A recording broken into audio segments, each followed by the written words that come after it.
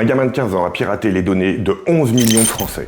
Pas avec un logiciel sophistiqué, pas avec des semaines de préparation, juste en changeant un identifiant dans une URL.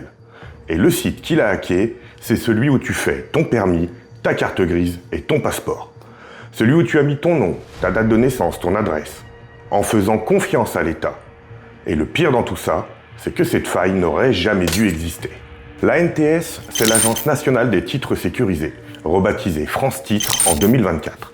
C'est le portail officiel de l'État, via lequel des dizaines de millions de Français font leur démarche pour obtenir leur passeport, leur carte nationale d'identité, leur permis de conduire et leur carte grise. Si tu as déjà fait une de ces démarches en ligne, tu as très probablement un compte sur leur portail moncompte.ants.gouv.fr, alors que tu n'es même pas abonné à cette chaîne.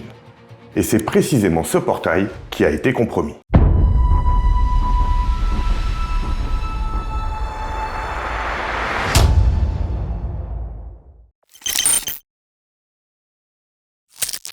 Voilà comment les choses se sont enchaînées. 15 avril 2026, l'ANTS détecte en interne un incident de sécurité. Elle envoie un email à ses utilisateurs professionnels, reconnaît un accès non autorisé et conclut par cette phrase magnifique. Vous n'avez ainsi aucune démarche à accomplir. 16 avril. Le lendemain, un hacker, qui se fait appeler Breach 3D, met en vente sur un forum cybercriminel une base de données présentée comme issue de l'ANTS. Volume revendiqué entre 18 et 19 millions d'enregistrements. Et dans l'annonce, il glisse cette petite vanne au gouvernement français.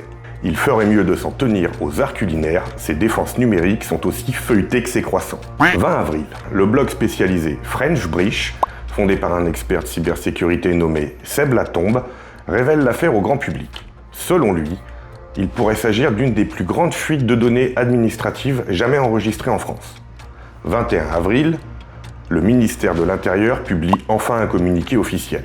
Chiffre retenu, 11,7 millions de comptes compromis. Le hacker ayant probablement gonflé le chiffre pour mieux négocier le prix de vente sur le dark web.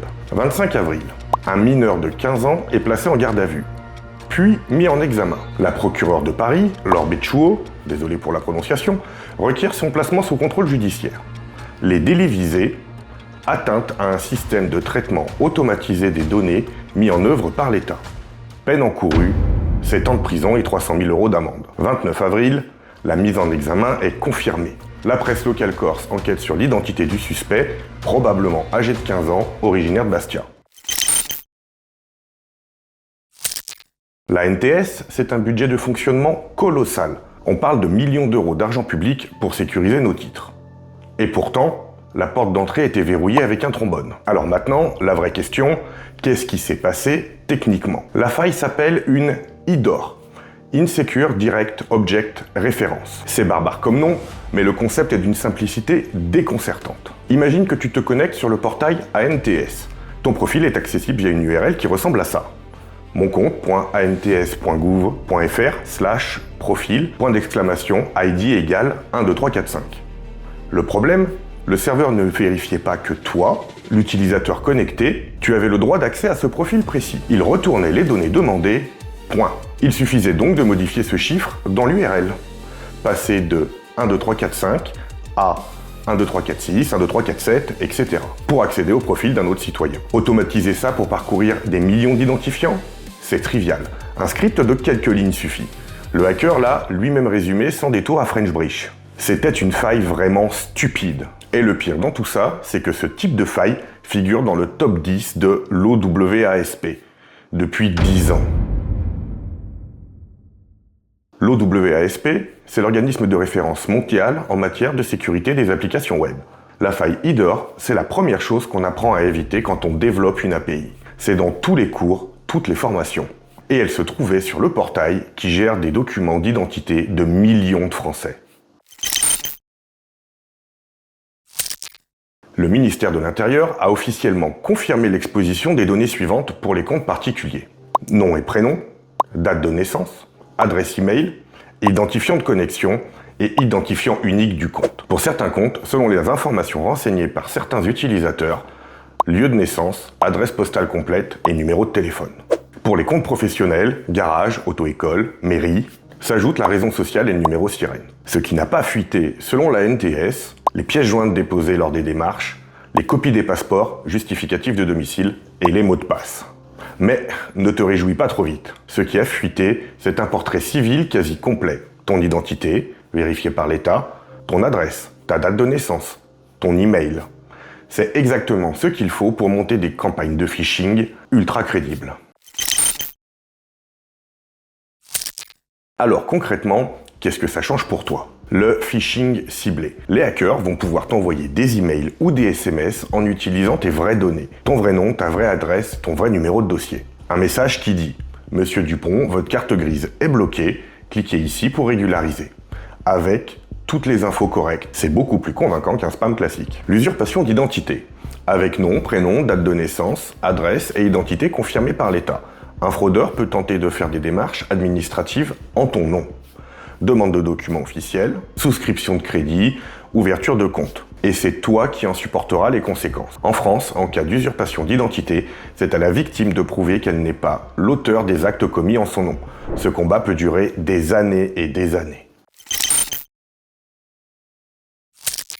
Ce qui rend cette affaire encore plus révoltante, c'est qu'une alerte similaire avait déjà circulé sur le dark web dès septembre 2025, avec une base de 12 à 13 millions de données mises en vente. À l'époque, la NTS avait démenti toute intrusion, pointant des incohérences dans les données. L'alerte a été balayée, l'API n'a pas été auditée sérieusement. Et 6 mois plus tard, le même type de faille était toujours là. Et cette fois, elle avait été exploitée massivement. La NTS n'est pas un cas isolé. C'est la énième fuite de données d'un service public français en moins de 2 ans. Après la sécurité sociale, France Travail, les hôpitaux. Le pattern est toujours le même. L'incident est minimisé dans la communication officielle, on dit aux gens qu'ils n'ont aucune démarche à accomplir et on passe à autre chose. Pendant ce temps, la CNIL a été notifiée, l'ANSSI a été prévenue, l'OFAC, Office Anti-Cybercriminalité, a ouvert une enquête. Des actions collectives se préparent côté juridique. Si tu as un compte sur le portail ANTS, voici ce que je te recommande maintenant. 1. Va sur haveibeenpwned.com. Rentre ton adresse mail pour vérifier si elle apparaît dans des fuites inconnues. Si ton mail n'apparaît pas encore, ça ne veut pas dire que tu es hors de danger, car la base de données vient juste d'être mise en ligne, retente régulièrement. 2. Change ton mot de passe ANTS si tu en as un. Même si les mots de passe n'ont pas directement fuité, c'est une bonne hygiène. 3. Active la double authentification partout où c'est possible, et notamment sur ta boîte mail principale. Normalement, les fournisseurs d'adresses mail les plus connus en forcent l'activation. 4. Méfie-toi des messages suspects dans les semaines à venir. Tout email SMS mentionnant ta carte grise, ton permis, ton passeport, ton permis de conduire ou tes démarches ANTS doit être traité avec méfiance, même s'il contient des informations te concernant qui semblent exactes. 5. Ne clique pas sur les liens, ne rappelle pas les numéros contenus dans ces messages. Va directement sur le site officiel ants.gouv.fr. 6. Si tu es victime d'une fraude, signale-le sur la plateforme Tease. C'est la plateforme officielle de dépôt de plainte pour les escroqueries en ligne. La NTS, c'est le portail qui gère tes documents d'identité. Passeport, permis, carte grise. C'est l'un des actifs les plus sensibles que l'État administre.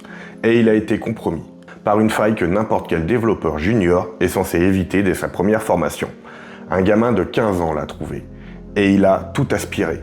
Et pendant ce temps, le communiqué officiel disait « Vous n'avez aucune démarche à accomplir ». La question maintenant, ce n'est plus qui a hacké la NTS.